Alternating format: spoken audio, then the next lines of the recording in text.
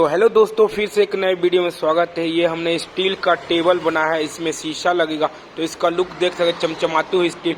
इधर हमारा स्टील का दरवाजा तैयार है, बैगल लाइट शीट वाला। और इधर हमने फाइबर वाला फ्रेम बनाया है जो टाकी पर लगेगा। तो इधर हमारे तीनों गेट तैयार हैं, सिंगल पल्ला और डबल पल्ला। ये बॉक्सी वाला गेट सब तैयार है। इसमें लेजर कटिंग की देख सकते हैं, लुक कितना जबरदस्त दिख रहा है। तो इधर जो चादर वाला गेट वो भी तैयार है, बस इसको भेजना। तो वीडियो अच्छी लगी तो लाइक और शेयर जरूर कीजिए करे भाई।